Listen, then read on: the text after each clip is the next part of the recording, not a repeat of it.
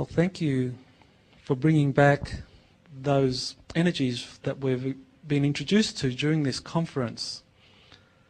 And we're going to continue that journey because we are going to be introduced now to another set of energies, a very powerful set of energies from the constellation of Andromeda. I think it's a great honor for any individual to be picked by a set of extraterrestrials as their representatives, and such people really need to be honored because it's not an easy job. In our society, people who have had these direct encounters have had tremendous challenges to overcome, obstacles thrown their way that have had a profoundly disturbing effect on families, careers, lives. So it's not easy to be a representative of a race of beings who have a positive message about our future. And what we're going to hear now for the next hour and a half is someone talking to us about a race of extraterrestrials who do have a very positive image for us in terms of where we're going, the potential, the incredible potential we have, the diversity of genetics and experiences that we have acquired over millennia of experiences. He's going to be introducing us to a set of extraterrestrials who really do have firmly conveyed to him their image or their vision of what we hold, what we can create, what we are capable of achieving.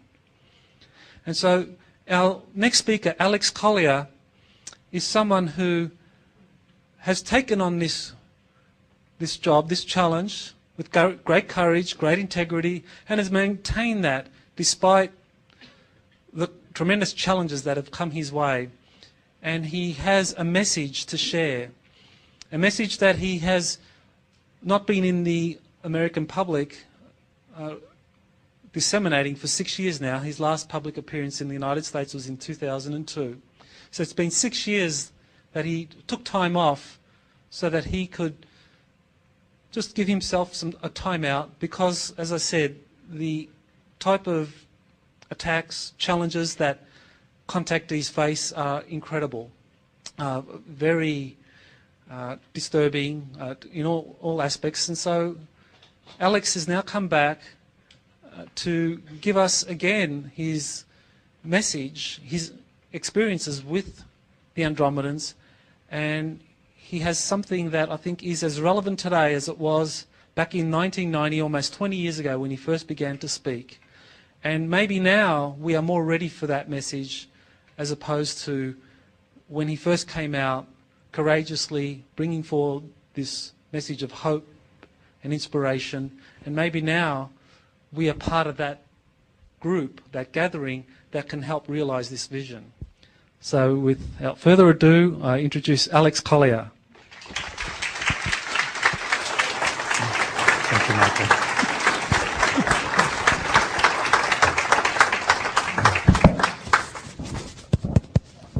Hello? Hello? There we go. Ladies and gentlemen, it is a real honor for me to be here to share the stage with so many awesome speakers. Yes, I took a hiatus, and a well-deserved hiatus. I started talking about this in the early 1990s, and very few people were ready to hear about it. And I was very passionate about it, and I kept bucking the system, only to get pushed back and pushed back. And there comes a point where you know that you just have to let go. You know it in relationships, you know it in a career. Sometimes you even know it with yourself or with members of your family. You just have to stop pushing, you just let go. And that's what I had to do.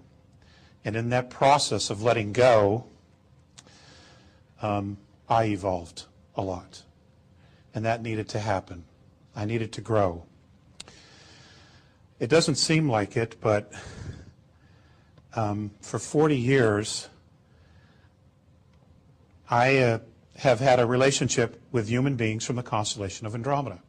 It started when I was 8 years old, and I only have an hour and a half, so I just want to kind of skim through this, because all the information, or most of the information that you want, is available for free on the internet.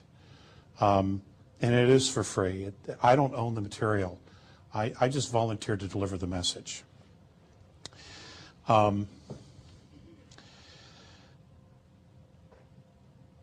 They're an incredible race.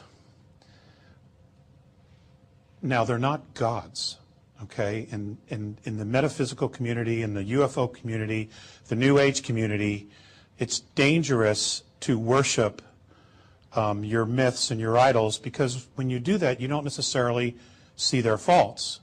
And everybody has faults. They are a fifth dimensional race. They are technologically 10,000 years more advanced than us, and spiritually probably closer to 50,000. But they still have their own issues, okay, with their own society. They're still evolving. They're still trying to make their way and find out what is the path. And each one of them has their own path, because they're individuals, just like we are. So regardless of who makes first contact, who shows up afterwards, whoever's in this room, the bottom line is this: we are all at different stages of evolution, but no one is better than any other. All right? No one is. And don't ever accept that.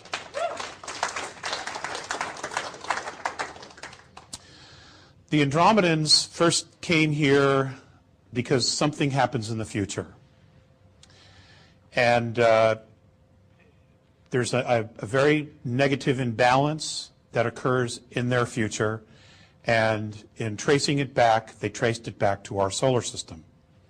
I don't know if that is still a probability now.